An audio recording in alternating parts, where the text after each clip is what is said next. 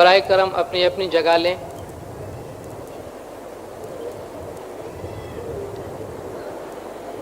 سب سے پہلے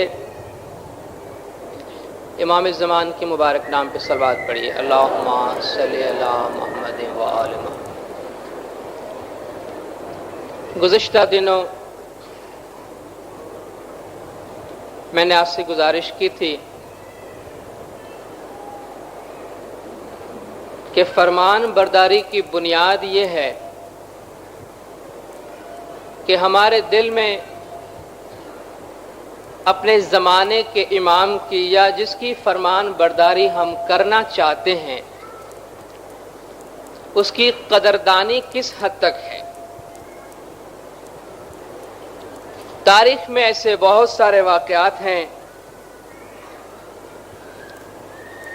کہ جن لوگوں نے فرمان برداری کی وہ آباد ہوئے، جنہوں نے امام کے فرامین کو کچھ حد تک یا زیادہ نظر انداز کیا، وہ اپنی نافرمانی کے مطابق اس کا خمیازہ بھگتتے رہے۔ سرکار آقا سلطان محمد شاہ صلوات اللہ علیہ، خداوند نے غالباً اگر میں نہیں بھولتا تو 1952 کی بات ہے کہ مولا نے پیرس کے جماعت خانے کے افتتاح فرمایا۔ اس وقت مولا نے کچھ فرامین فرمائے جس میں مولا نے فرمایا کہ اسماعیلیوں نے میرے تمام فرامین پر عمل نہیں کیا ہے، اور اس کی گواہی ہم خود دیتے ہیں۔ یہ کوئی ڈھکی چھپی بات نہیں ہے، کوئی کرٹیسائز نہیں ہے، جھوٹ نہیں ہے، صاف اور سادہ سی بات ہے کہ اسماعیلیوں نے جیسا کہ چاہیے اپنے امام کی فرمان برداری نہیں کی ہے، بہت تھوڑے فرامین پر عمل کیا ہے۔ شاید جیسا کہ مولا نے فرمایا ہے کہ تم کھوجے بہت ضعیف ہو، بڑے کمزور ہو، تو ظاہر ہے کمزور ہے تو جتنا ہو سکا اتنا کیا ہے۔ تو امام نے فرمایا کہ تم نے ہمارے تمام فرامین پر عمل نہیں کیا ہے، اس کے باوجود تم دیکھتے ہو کہ تم نے کتنی ترقی کی ہے۔ اگر تم نے ہمارے تمام فرامین پر عمل کیا ہوتا تو آج دنیا پر اسماعیلیوں کی حکمرانی ہوتی، لیکن کیا کیا جائے، مولا نے فرمایا کہ تم لوگوں میں حسد بہت زیادہ ہے، اور جب تک تمہارے دلوں میں دشمنی ہے، تمہارے دلوں میں حسد ہے، تم میری فرمان برداری نہیں کرتے، تب تک میری جو دعائیں ہیں وہ بھی تمہیں فائدہ نہیں پہنچائیں گی، اس لیے کہ تمہارے دلوں میں بددلی کی صورت میں، تمہاری نااتفاقی کی صورت میں ہماری دعائیں بھی ادھورے دل کی ہوگی، جس کا تمہیں فائدہ نہیں پہنچے گا۔ تو مقصد کہنے کا یہ ہے کہ جس حد تک ہم فرمان برداری کریں گے اپنے زمانے کے امام کی، ہماری ترقی کا دار و مدار اسی پر ہوگا۔ رسول اکرم صلی اللہ علیہ وآلہ وسلم صلوات اللہ علیہ، رسول کے پاس ایک آدمی نے آ کر گزارش کی کہ یا رسول اللہ، میں اپنی جان کے بعد آپ کو سب سے زیادہ عزیز رکھتا ہوں، میں اپنی جان کے بعد آپ کو سب سے زیادہ عزیز رکھتا ہوں۔ تو رسول نے فرمایا کہ تو ابھی تک ایماندار نہیں بنا ہے، تو ابھی تک مومن نہیں بنا ہے۔ وہ فکر میں پڑا، پھر سوچ کے جواب دیتا ہے کہ یا رسول اللہ، میں اپنی جان سے بھی زیادہ آپ کو عزیز رکھتا ہوں۔ رسول نے فرمایا اب تو مومن بنا ہے کہ میرے جو اختیارات ہیں وہ تجھ پر تیری جان سے بھی زیادہ ہے۔ امام عدل فرماتے ہیں جیسا کہ خدا عدل کرتا ہے۔ خدا نے پوری دنیا کے لیے ہدایت نازل کی ہے، لیکن بات یہ ہے کہ کون ہدایت کس طریقے سے قبول کرتا ہے اور کس حد تک قبول کرتا ہے. جیسے کہ بارش ہے، میں رسول کے فرمان سے اس کی تشبیہ دے دوں. رسول نے فرمایا کہ میری مثال تم لوگوں کے درمیان ایسی ہے جیسے آسمان سے بارش برسی. ایک زرخیز زمین تھی، جب اس پر بارش برسی تو وہ زمین سرسبز اور شاداب ہو گئی، اس میں فصل اور دوسرے درخت اور باغ باغیچہ اگائے. وہی بارش ایک چٹیل میدان پر، وہی بارش ایک سخت زمین پر پڑی تو اس نے اس پانی کو جذب کیا، تالاب کی صورت اختیار کر لی، دوسروں نے اس سے فائدہ پہنچایا. اور کہیں وہ بارش ایسی جگہ چٹیل میدان پہ پڑی کہ جیسی پڑی ویسی سوکھ گئی، کوئی فرق نہیں پڑا. رسول نے فرمایا کہ یہ میری ہدایت کی مثال ہے. میری ہدایت سے، میرے فرامین سے کچھ لوگ ایسے ہیں جنہوں نے خوب فائدہ حاصل کیا، جن کی زمین پر رحمت اترنے کے ساتھ ساتھ، دل کی زمین پر فرامین کے نزول کے ساتھ ساتھ ان کا دل کا باغیچہ جو ہے وہ سرسبز و شاداب ہوا. کچھ لوگ ایسے ہیں کہ جنہوں نے میرے فرامین پر عمل کیا، مجھ سے علم و گنان حاصل کیا اور دوسروں کو پہنچایا. لیکن کچھ ایسے رہے کہ میری ہدایت نے ان کو کورا کا کورا رکھا. ایک سروور سینچا روپیا، ایک ہریا دوجا سوکھا. ایک ہی جگہ سے پانی دیا جاتا ہے، کوئی علاقہ سوکھا کا سوکھا رہتا ہے تو کوئی سرسبز اور شاداب ہوتا ہے. دانشور حضرات بیان کرتے ہیں کہ 21 مارچ سے لے کر 21 اپریل کے درمیان سورج برج حمل میں ہوتا ہے، اور اس مہینے کے درمیان سورج کا جو برج حمل ہے وہ بڑا اشرف اور مبارک ہے. اور آپ کو معلوم ہے کہ 21 مارچ کو ہم نوروز مناتے ہیں، جس دن سورج برج حمل میں داخل ہوتا ہے. کہتے ہیں کہ اس مہینے کے درمیان جو پہلی بارش ہوتی ہے اس کا قطرہ اگر بانس کی جڑ میں پڑے تو ایک بہت ہی قیمتی دوا بنتی ہے، جس کو ہندی میں بنس لوچن کہتے ہیں.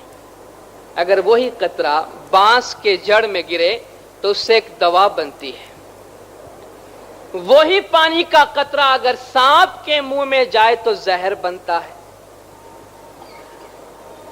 وہی پانی کا قطرہ دریا میں اگر صدف کے پیٹ میں جائے، سیپی کے پیٹ میں جائے تو موتی بنتا ہے. امام کی ہدایت کی یہی مثال ہے.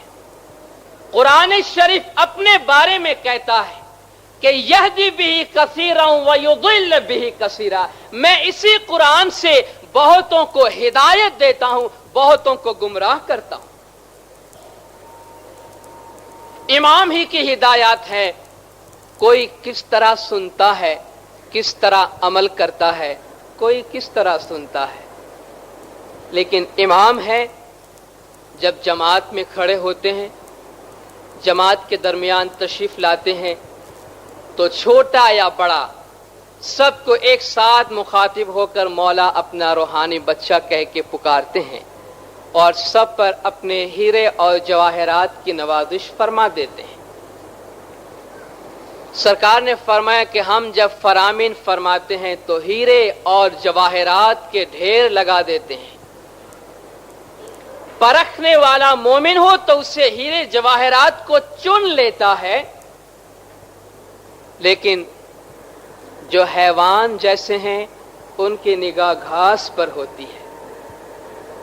وجہ یہ ہے کہ وہ امام کے فرمان کی قدردانی نہیں کرتے، امام کے فرمان کو پہچانتے نہیں ہیں. امام نے فرمایا کہ ہمارے مذہب کا میوہ کھانے والا کبھی باہر جا کر گھاس نہیں کھائے گا، نہ ہمارے مذہب میں کوئی فروٹ بٹتا ہے اور نہ باہر کے انسان کوئی گھاس کھاتے ہیں. ہم سے اچھے فروٹ وہ کھاتے ہوں گے. لیکن مولا روحانی ہدایت کی بات فرماتے ہیں کہ جو روحانیت اور نورانیت کا خزانہ یہاں بٹتا ہے، اگر کسی نے پہچان لیا ہے، کسی نے شناخت حاصل کی ہے، جان لیا ہے کہ مولا کیا فرماتے ہیں، تو باہر جا کر کبھی گھاس نہیں کھائے گا، یعنی کبھی باہر جا کر بھٹکے گا نہیں. دراصل بات یہ ہے، یہ انسان کی فطرت ہے کہ جس چیز کی فراوانی ہو، جو چیز زیادہ ہو جائے اس کی قدردانی کم ہو جاتی ہے. جس علاقے میں پانی نہیں ہے وہ گھنٹوں چل کے پانی کی ایک بالٹی بھر کے لاتے ہیں، لیکن جن کے فلیٹوں میں 24 گھنٹہ پانی ہے ان کا نل کا چالو ہوتا ہے. وہ بند کرنے کی تکلیف بھی نہیں لیتے ہیں کہ بھئی آپ بند کریں تو کسی اور کو فائدہ پہنچے، کیا ضرورت ہے، آ رہی ہے. لیکن جس دن پانی کی سپلائی بند ہو تو قدر ہوتی ہے کہ رے آج پانی نہیں ہے، دوڑ دھوپ ہو جاتی ہے. سادہ سی بات ہے، ہماری عادت ہو گئی ہے کہ جو چیز ملتی ہے بہت زیادہ تو اس کی قدردانی نہیں ہوتی ہے. ایک زمانہ تھا بندگی کے لیے مولا ایک ایک کو بلا بلا کر اس کا امتحان لیتے تھے، بلکہ یوں سمجھیے کہ 4-5 مہینے یا سال بھر تک تو خالی اگر مثلا میں کسی کے پاس گیا، بزرگ کے پاس، کہ مجھے بیت الخیال کا ممبر بننا ہے، تو 1 سال تک تو میرے کو آبزرو کرتے تھے. 1 سال تک تو دیکھتے تھے کہ بھئی آدمی کیسا ہے، اس کی بات چیت کیسی ہے، اٹھنا بیٹھنا کیسا ہے، کھانا پینا کیا ہے، عادتیں کیسی ہے. پھر کہیں جا کر امام کے حضور میں لاتے تھے اور امام بھی مہینوں بھر اس کو آزماتے تھے، تب کہیں جا کر اسم اعظم ملتا تھا.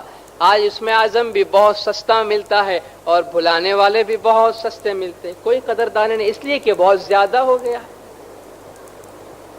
اس لیے کہ اس کی فراوانی ہے. امام نے دروازہ کھول دیا ہے تو ظاہر ہے قدردانی کس حد تک ہوگی. ایک آدمی روز روز کسی کے گھر جائے تو مہمان نوازی کم ہو جاتی ہے. تو امام کے فرامین دھڑا دھڑ آنے لگے ہیں، نوازشات آتی ہیں، دعائیں آتی ہیں، تالی کا فرامین، مولا کی تشریف آوری. تو ظاہر ہے کہ انسان کا نیچر ہے کہ بڑی سستی سمجھ لے ان باتوں کو، لیکن جن باتوں کو سستی سمجھنی چاہیے ان کو سمجھے. امام کے فرامین، امام کی ہدایات کی قیمت کبھی کم نہیں ہوتی. غالباً 1923 کی بات ہے اگر میں نہیں بھولتا، سرکار آقا سلطان محمد شاہ صلوات اللہ علیہ نے پیر سبز علی کو، جو کہ اس وقت پیر نہیں تھے، ایک مرتبہ فرمایا کہ میں چاہتا ہوں کہ تم وسط ایشیا کا دورہ کرو، جو ہمارا آج کل ہم شمالی علاقہ کہتے ہیں، جسے چترال اور ہنزا کا علاقہ.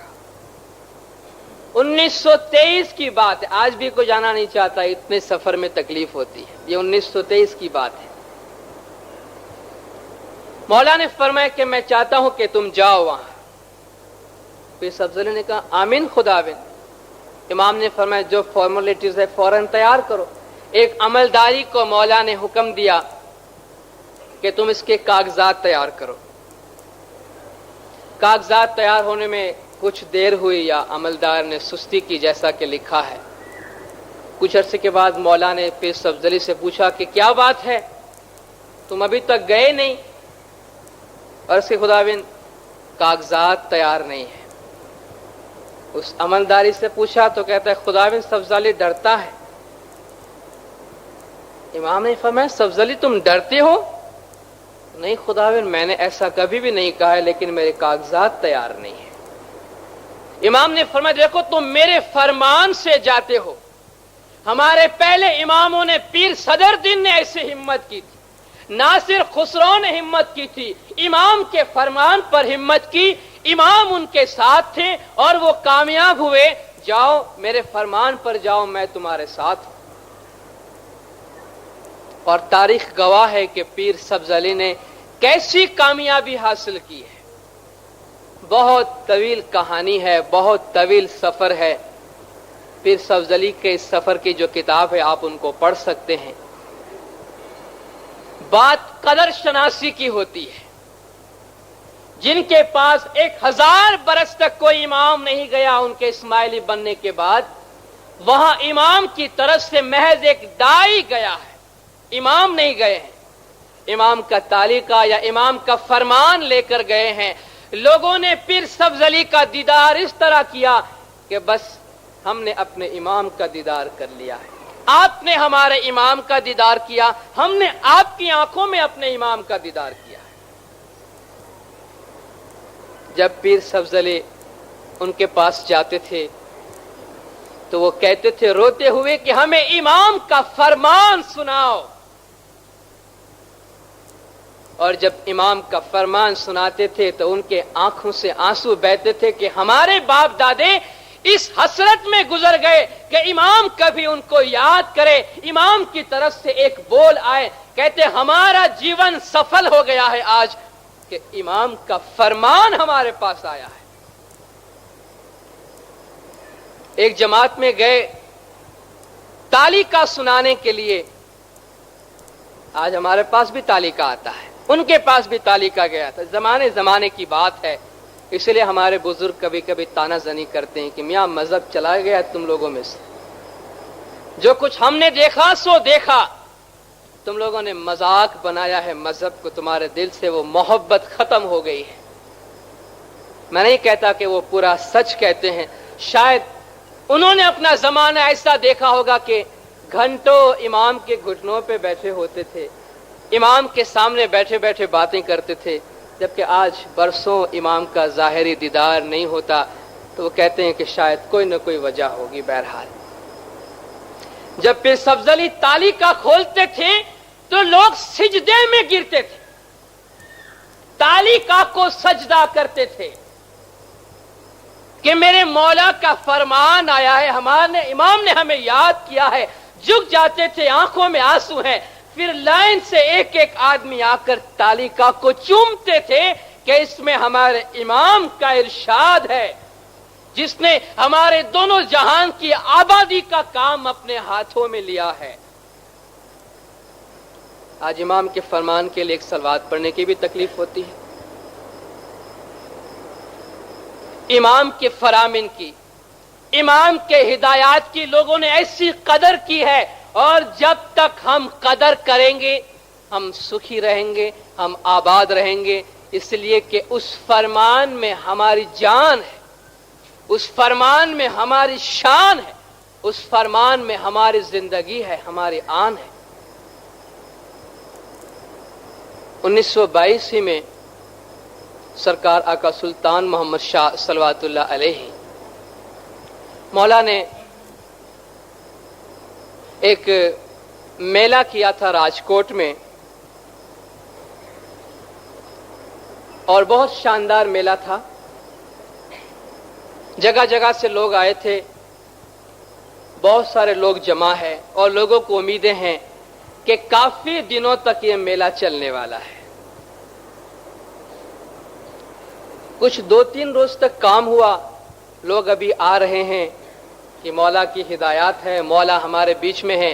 पहले का जमाना था कि मौला मेला करते थे, उसमें शादी ब्याह का काम और मेहमानी का काम और बहुत कुछ होता था। एक दफा मौला के हुजूर में, शायद मैंने जिक्र किया या नहीं, एक कपल हाजिर हुआ मंगनी करने के लिए, शादी ब्याही की बात है। मौला ने फरमाया क्या करना मांगता? और उसकी खुदाविंद मंगनी करना मांगता। शादी कब करना मांगता? अच्छी खुदाविंद डायमंड जुबली के टाइम पर करना मांगता। डायमंड जुबली का इंतजार इसलिए करता कि जास्ती खर्चा करना मांगता। लाओ आज डायमंड जुबली है, उसी वक्त मौला ने उसकी निकाह पढ़ा दी। कि खर्चे की राह देखते हो कि ढोल बजे, बाजा बजे, शामियाना बांधे। हमारे पास निकाह के सिवा कोई रस्म नहीं, और न गमी के टाइम पे कोई रस्म है। इमाम हमारी जिंदगी की बहुत छोटी छोटी बारीक बातों की हमें हिदायत देते हैं, ताकि हम भटक न जाए, हट न जाए रास्ते से, کیونکہ ہمیشہ گمراہی چھوٹے پیمانے پر ہوتی ہے جو آگے جا کر وسیع صورت اختیار کر لیتی ہے۔ ایک آدمی گمراہی میں پہلا قدم بڑھاتا ہے، چھلانگ نہیں مارتا ہے، پہلے پھسل جاتا ہے، پہلا قدم اٹھاتا ہے، پھر آہستہ آہستہ وہ آگے بڑھتا ہے۔ تو مولا نے 2-3 روز 4 روز شاید میلے کے ہوئے تھے، اچانک جماعت میں تشریف لا کے مولا فرماتے ہیں کہ جن جن کا کام ہو گیا ہے فوراً اپنے گاؤں واپس چلا جائے۔ ارے یہ کیا ہو گیا؟ ابھی تو شاید لوگ اور آئیں گے، ابھی تو میلے کی ابتدا ہے۔ فرمان ہے، لیکن خدا نے ہمیں بھی ایک پدی سی عقل دے رکھی ہے، چھوٹی سی بیچاری، جسے ہم کبھی کبھی استعمال کرنے کا ذوق فرماتے ہیں، اور وہ بھی امام کی عقل کے سامنے۔ امام نے فرمایا ہے کہ تمہاری عقل امام کی عقل کے سامنے کچھ بھی نہیں ہے، کم از کم امام کی عقل کے سامنے اس کو مت چلاؤ۔ سورج کے سامنے چراغ جلا کر کیا کرو گے؟ مولا نے فرمایا کبھی کبھی مرشد کا ایسا فرمان بھی ہوتا ہے کہ جو تمہارے عقل میں نہیں آتی ہے۔ موزامبک والے کو یہاں ہوں گے تو انہیں معلوم ہوگا، جب مولا نے موزامبک سے نکلنے کا فرمان کیا کہ فارگیٹ افریقہ، تو بزنس عروج پہ تھا۔ ہمیشہ ایسا ہوتا ہے، جہاں سے مولا نکلنے کا فرمان کرتے ہیں تو کچھ لالچ سامنے آتی ہے کہ بزنس بوسٹ ہوتا ہے، فوراً کہتے تھوڑی سی اور کما لے، حل میں مزید تھوڑا سا اور آ جائے، پھر تو بھاگنا ہی ہے۔ مولا نے جب فرمایا نکل جاؤ تو بزنس آسمان پہ چڑھنے لگے، لوگ لالچ میں آنے لگے کہ یہ کیا ہے۔ آپ ان سے کبھی پوچھنا، کہتے ہیں جانے کو جی نہیں چاہ رہا تھا، اتنے آرام، اتنے سکون، اتنی دولت، بزنس اتنا آگے بڑھتا ہے، اور مولا کا یہ فرمان کہ افریقہ بھول جاؤ، یعنی پرتگیز افریقہ کی بات ہے۔ وہاں کے میمن اسماعیلیوں کی مذاق اڑانے لگے کہ ان کھوجوں کو کیا ہو گیا کہ اتنا اچھا کاروبار چھوڑ کے بھاگتے ہیں، پتہ نہیں ان کے امام نے ان کو کیا کہا۔ اور وہ میمن اسماعیلیوں کی جو ملکیتیں تھی، بلڈنگ تھی، وہ خریدنے لگے۔ اسماعیلی وہاں سے لسبن پہنچے، اور اس کے بعد وہی میمن ریفیوجی بن کے اسماعیلیوں کے ہوٹلوں میں آ کے ٹھہرے۔ ایک چھوٹی سی مثال ہے، ریفیوجیز کے لیے جو کیمپ کھولا گیا تھا وہی لوگ وہاں آ کے ٹھہرے جو کبھی اسماعیلیوں کو بیوقوف کہتے تھے، اور اسماعیلی ان کو سنبھالنے لگے۔ مفت نہیں سنبھالتے تھے، گورنمنٹ سے پیسہ ملتا تھا۔ تو کہنے کا مقصد یہ ہے کہ امام جب کوئی فرمان فرماتے ہیں تو سامنے بہت سی ایسی لالچیں آ جاتی ہیں کہ جلدی سے ان فرامین پہ عمل کرنے کو جی نہیں چاہتا۔ یہاں تو خیر شاندار میلہ لگا ہوا ہے اور امام فرماتے ہیں چلے جاؤ۔ کچھ لوگوں نے کہا کہ شاید امام زیادہ خرچے میں نہیں ڈالنا چاہتے ہیں تو فرماتے ہیں چلے جاؤ۔ بہرحال امام جو بھی چاہتے ہیں چلے جاؤ، یعنی چلے جاؤ، تو نہیں گئے۔ اس رات تو کوئی بھی نہیں گیا۔ دوسرے روز سرکار نے پھر سے فرمان فرمایا کہ جن جن کا کام ہو گیا ہے فوراً اپنے اپنے گاؤں چلے جائیں۔ کچھ لوگوں کو خیال آیا کہ شاید بات کچھ سنجیدہ ہے، مولا کچھ سیریس ہیں اس معاملے میں، تو کچھ لوگ گئے، کچھ نہیں گئے۔ تیسری مرتبہ مولا کا حکم آیا کہ جن جن کا کام ہو گیا چلے جائے اپنے اپنے گاؤں۔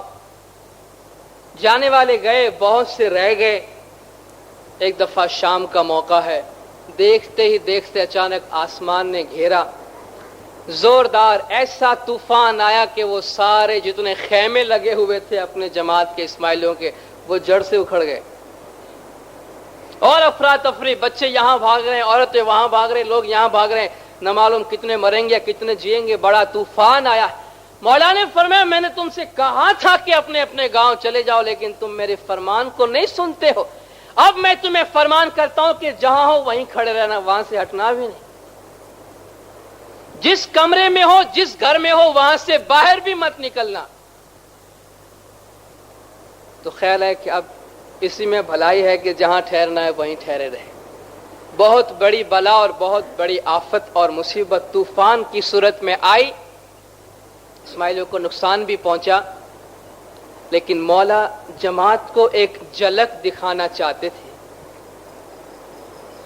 کہ نافرمانی کرتے ہو تمہارا اپنا نقصان ہوتا ہے۔ امام کسی بھی شعبے میں فرمائے، حالانکہ مولا کا یہ فرمان ہے، ایک جگہ پہ مولا نے ایک سوال کے جواب میں فرمایا ہے کہ جہاں تک دینی امور کی بات ہے، مذہبی معاملات کی بات ہے، اگر میرا کوئی روحانی بچہ میرا فرمان نہیں مانتا تو ہم اس کو نکال دیتے ہیں، کیونکہ میری پوری اتھارٹی میرے مذہب کے اوپر ہے۔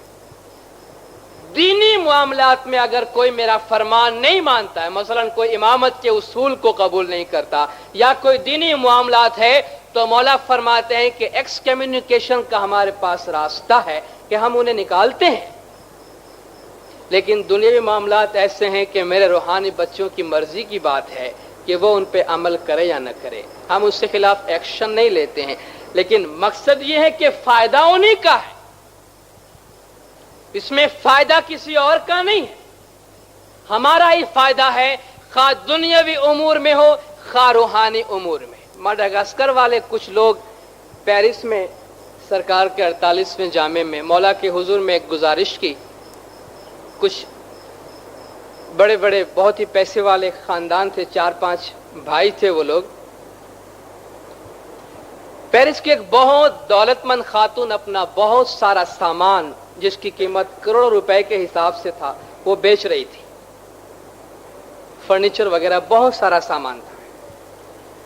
تو یہ بھائی امام کے حضور میں گئے کہ ہمارا ارادہ ہے کہ ہم ان فرنیچرز کو خریدیں اور امید ہے کہ اس کی بہت اچھی قیمت آئے گی تو ہم اس کو فروخت کریں گے۔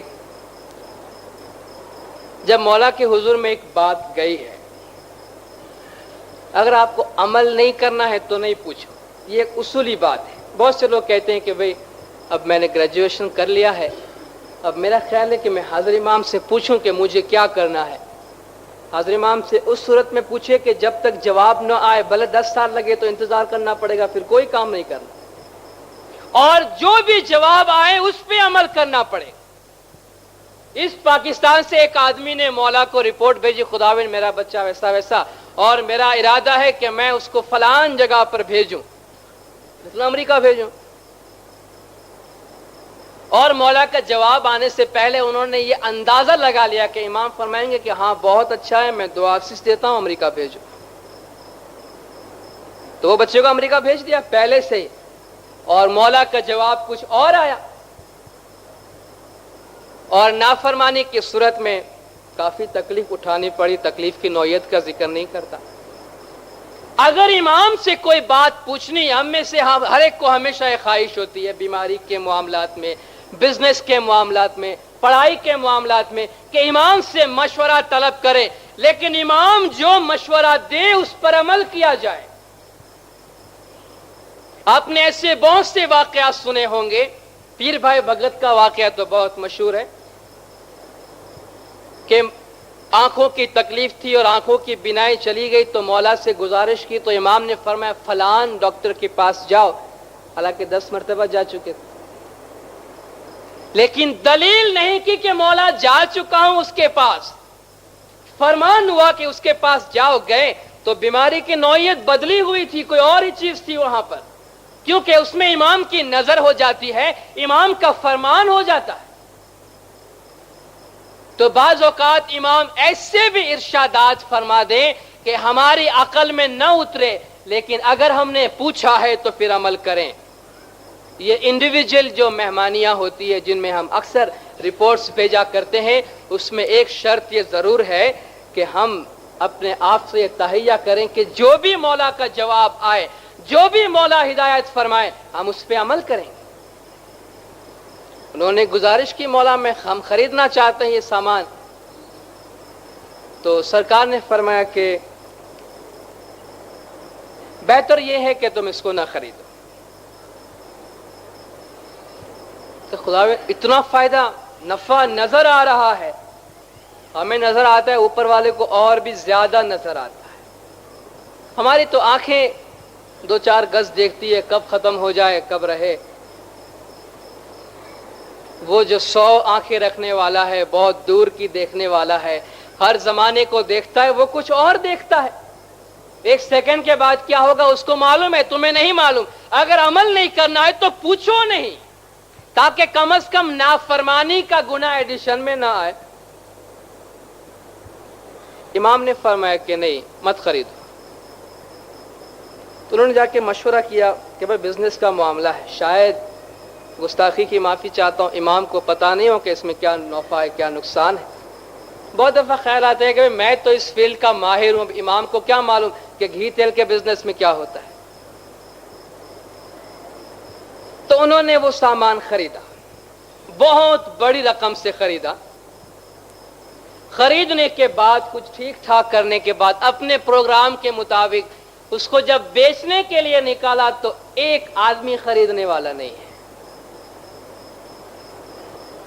جب اپنا تمام کام کاج کرنے کے بعد جب بیچنے کے واسطے نکالا تو کوئی خریدنے والا نہیں ہے. حیران اور پریشان کہ اتنی بڑی دولت، اتنا بڑا سرمایہ اس میں رکا ہوا ہے. پھر امام کے حضور میں گئے کہ یا مولا. امام بھی کبھی کبھی موقع لیتے ہیں، سنا دیتے ہیں، کیا میں نے تم کو منع نہیں کیا تھا؟ یعنی منع کرنے کے باوجود پیرس میں 3 اسماعیلی حاضر امام کے حضور میں پہنچے تو ایسٹ افریقہ سے بڑی مشکل سے حاضر امام سے اپوائنٹمنٹ لی اور حضور میں گئے. خداوند نے فرمایا کہو کیسے آنا ہوا؟ عرض کی خداوند. تینوں نے کہا خداوند فلان فلان فلان بیماری ہے.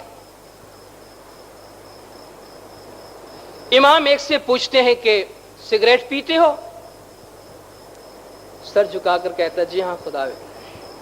You are also smoker. امام نے دوسرے کو جی ہاں خدا. And you are a chain smoker. تیسرے کو امام پوچھتے کہ تم ایک چین اسموکر ہو؟ جی ہاں خدا. امام اپنے پیشانی پہ ہاتھ رکھتے کہ اب میں کیا کروں تمہارے ساتھ، اب میں تمہارے ساتھ کیا کروں تمہاری بیماری کے ساتھ. میرے دادا جان بھی فرما فرما کے تھک گئے اور میں بھی فرمان کر کر کے تھک رہا ہوں، تمہارے ساتھ کیا کروں؟ اور آتے ہو میرے پاس. امام نے کچھ ہدایات، کچھ ڈاکٹرز کے نام لکھ دیے، لیکن کیا ہوتا ہے؟ امام نے فرمایا کہ بہت سی بیماریاں ہمارے روحانی بچے جو میرے حضور میں لے کے آتے ہیں اپنے ہاتھوں سے نافرمانی کی وجہ سے ہوتے ہیں. امام کو کیا پڑی ہے کہ ہمارے کھانے پینے کی باتیں کرے؟ امام ہماری فلاح اور بہبودی چاہتے ہیں، امام ہمارا بھلا چاہتے ہیں، دونوں جہان کی آبادی چاہتے ہیں. ربنا آتنا فی الدنیا حسنۃ وفی الآخرۃ حسنۃ، جو قرآن کی دعا ہے کہ اے خدا تو ہمیں دونوں جہان کی اچھائیاں عطا فرما. امام فرماتے ہیں میں تمہارے لیے یہ دیکھنا چاہتا ہوں کہ تمہارا دونوں جہان اچھا بنے. انہوں نے عرض کی خداوند بڑا نقصان ہو رہا ہے. امام نے فرمایا کہ میں نے تم سے کہا تھا، فرمان کیا تھا کہ مت خریدو، پھر بھی تم نے خریدا ہے. اب ایسا کرو، میری دعا ہے کہ تمہاری جو قیمت لگی ہے کم سے کم وہ کچھ حد تک تمہیں مل جائے. امام نے ایک لفظ لکھ کر دیا، شاید انگلش میں ہو یا گجراتی میں. جس بزرگ نے سنایا ہے، جن بزرگوں نے، انہوں نے کہا کہ امام نے فرمایا سفلتا لکھ ڈالو، یعنی سکسیس، کامیابی. یہ لفظ تم تمام سامان کے اوپر لکھ ڈالو. ممکن ہے کہ امام نے انگریزی میں فرمایا ہو، انہوں نے گجراتی میں سمجھ کر گجراتی میں لکھا ہو. کہنے کا مقصد یہ کہ تم یہ لفظ لکھو، سفلتا، کامیابی. انہوں نے ایسا ہی کیا. ہر ایک سامان پہ امام کے ارشاد کے مطابق کہ امام نے خاص نظر کرم فرمائی دنیاوی بابتوں پر جن کے لیے ایک چندان ضرورت نہیں ہے، لیکن کیا کریں، مولا نے اپنے خاص فرمان میں فرمایا ہے کہ دیکھو ایک بچہ چلتا ہے، گرتا ہے تو ماں اس کو پھر کھڑا کرتی ہے، پھر میلا ہوتا ہے، پھر اٹھا کر صاف کرتی ہے، پھر گرتا ہے، پھر اٹھاتی ہے، پھر ٹھکانے لگاتی ہے اس کو. ہم بھی تمہارے ماں باپ ہیں. ہم بھی تمہارے ماں باپ ہیں. اس کا یہ مطلب نہیں ہے کہ جب ہم چلنا سیکھ جائے تو بھی جان بوجھ کے گرے کہ ماں باپ اٹھائے ہم کو جان بوجھ کے. خامخواہ کیوں امام کو تکلیف دے؟ مولا نے فرمایا کہ تم میرے لائق بچے بنو. ایک مرتبہ امام کا فرمان ہو جائے تو زندگی بھر اس کو دہرانے کی ضرورت بھی نہ پڑے. انہوں نے امام کے ارشاد کے مطابق ایسا ہی کیا. جہاں جو لکھنا تھا لکھا. قیمت تھوڑی بہت وصول ہوئی لیکن انسان کو سزا ملتی ہے, بھگتنا پڑتا ہے. بعد میں کچھ روحانی انحطاط آیا, کچھ روحانی زوال آیا, بھائیوں میں نا اتفاقی ہوئی. کسی نے کونسل پر کیس کیا, کسی نے مڈغاسکر کونسل پہ کیس کیا, جماعت کے خلاف ہو گئے. امام کے جو فرامین ہے اتنے جامع ہیں, مثلا جماعت خانے کی حاضری کے بارے میں, کہ اگر تم دعا کے لیے برابر نہیں آؤ گے تو آہستہ آہستہ تمہارا ایمان ختم ہو جائے گا. ایک چھوٹی سی نافرمانی ہو جاتی ہے, سمجھ میں نہیں آتی, قدر نہیں کرتے. کچھ دیر کے بعد آہستہ آہستہ دیکھتے ہیں کہ دل کے اندر جو دیا جلا ہوتا ہے, جو چراغ جلا ہوا ہوتا ہے, وہ آہستہ آہستہ مدھم ہونے لگتا ہے, آہستہ آہستہ ختم ہونے لگتا ہے. امام جب اپنی نافرمانی دیکھتے ہیں جماعت میں تو بہت ناراض ہوتے ہیں. 1976 کی بات ہے. سرکار مولانا حاضر امام شاہ کریم الحسینی صلوات اللہ علیہ مولا پاکستان کی وزٹ پہ تشریف لائے تھے. 26 فروری 76 میں مولا حیدرآباد میں تھے. حیدرآباد کے امین آباد جماعت خانے میں سرکار مہمانی کا کام کر رہے تھے. اوپر دوسرے منڈلی کا کام تھا اور نیچے حاضر امام مہمانی کا کام کر رہے تھے. امام ایک ایک چیز غور سے دیکھتے ہیں, اور امام نے فرمایا نہ صرف میں غور سے دیکھتا ہوں بلکہ میری بیگم کی نگاہ بھی اتنی تیز ہے کہ تم کیا کرتے ہو کیا نہیں کرتے ہو وہ نگاہ رکھتے ہیں, اور وہ میرے دیکھنے کے برابر ہے. مہمانی میں ایک آدمی ایک بچے کو لے کر آیا جس کو پولیو ہو گیا تھا, اس کی ایک پیر خراب ہو گیا تھا. امام مہمانی کا کام روک کر اور بہت ہی سنجیدگی کے عالم میں, دکھ کے عالم میں امام نے اس کو کوئی دوائی کا نام لکھ دیا. کچھ مہمانی گزری, دوسرا بچہ آیا پولیو والا. مہمانی کا کام بند کیا امام نے کہ مائک لگاؤ مجھے فرمان کرنا ہے. مائک لگایا گیا, اوپر سے اعتمادی قاسم علی کو بلایا گیا کہ حاضر امام فرمان فرماتے. امام نے فرمایا کہ اس تھوڑی سی مہمانی میں 2-3 پولیو والے بچوں کو دیکھ کر مجھے بڑا دکھ ہوا ہے. میں پوچھتا ہوں کہ آخر اس کا جواز کیا ہے, یہ کیوں ہوا ہے ایسا؟ یہ کوئی ایسی بیماری نہیں ہے جو ہونی چاہیے تمہارے بیچ میں, جبکہ میرے ہیلتھ سینٹرز ہیں, تمہارے لیے اتنا کچھ کیا گیا ہے. اب تمہارے گھروں میں آ کر تمہارے بچوں کو کھینچ کر تو انجیکشن نہیں لگائیں گے. یہ تمہارا کام ہے کہ تم ہیلتھ سینٹر میں جاؤ اور علاج کراؤ اپنے بچوں کا. امام نے فرمایا کہ تم یہ نہیں سمجھنا کہ تمہارا امام غصے ہو گیا ہے تم پر, لیکن امام نے فرمایا یہ سب کچھ دیکھ کر جو غیر ضروری ہے, نہیں ہونا چاہیے, یہ جو ہوا ہے اس سے بڑا دکھ ہوا ہے. مولا نے فرمایا مجھے کہ آخر کیوں ایسا ہوا ہے؟ امام نے فرمایا تم میں سے کتنے ہیں جو کسان ہیں, ہاتھ اونچا کریں. سلطان آباد سے آئے تھے اور میرپور خاص سے آئے تھے, کسان تھے, ہاتھ اونچا کیا. امام نے فرمایا تم حیدرآباد کے قریب رہتے ہو, تم جانتے ہو کہ کھیتی کا تمہاری زمین اگر اچھی نہ ہو, کھاد اچھا نہ ہو, بارش نہ ہو تو تمہاری فصل خراب ہو جاتی ہے, تم کو معلوم ہے. اس طرح اگر تم حمل کے دوران, پریگننسی کے دوران اگر تم اپنے والدین اپنے بچوں کے لیے اسی وقت سے خیال نہیں کرو گے, بعد میں تمہیں بھگتنا پڑے گا. امام نے فرمایا کہ دیکھو جہاں امام کو روحانی فرمان فرمانا ہوتا ہے, فرماتے ہیں دیکھو میں دنیاوی باتوں کے ساتھ ساتھ تمہیں روحانی فرمان بھی کرتا ہوں. یہاں فرماتے ہیں کہ روحانی باتوں کے ساتھ ساتھ میں تمہیں دنیاوی فرمان بھی کرتا ہوں کہ بچوں کو پولیو کا ویکسین تمہیں کسی بھی صورت میں دلوانا چاہیے. امام نے فرمایا کہ تم وعدہ کرو میرے ساتھ کہ آئندہ تم میرے اس فرمان پہ عمل کرو. ہاتھ اونچا کر کے وعدہ کرو. جماعت نے وعدہ کیا. अमीन आबाद के मुखी कामड़िया बैठे तो इमाम ने फरमाया, देखो मैं मुखी कामड़िया को गवाह ठहराता हूँ, इस्लाम में 2 गवाह काफी। मुखी और कामड़िया साहब थे कि मैं इन्हें शाहिद ठहराता हूं कि ये मुझे खबर देंगे कि आया मेरे फरामीन पर अमल किया जाता है या नहीं किया जाता है। मैं ऐसी गैर जरूरी बीमारियां अपनी जमात में नहीं देखना चाहता। मेहमानी का काम हुआ, ऊपर काम करके मौला बाहर पेंडोल में तशरीफ लाए जहां 5-12 साल का काम था, और अंदर जितने बैतुल ख्याल के थे लश्कर वो सब के सब दौड़ के बाहर आए। एक अजीब सी हालत पैदा हुई, बड़ा शोर और बड़ा हंगामा। इमाम ने फरमान बंद किया कि इनसे कहो कि भाई मैं नहीं जा रहा हूं, जरा आराम से बैठो। डिसिप्लिन की हाज़िर इमाम बहुत कदर करते हैं।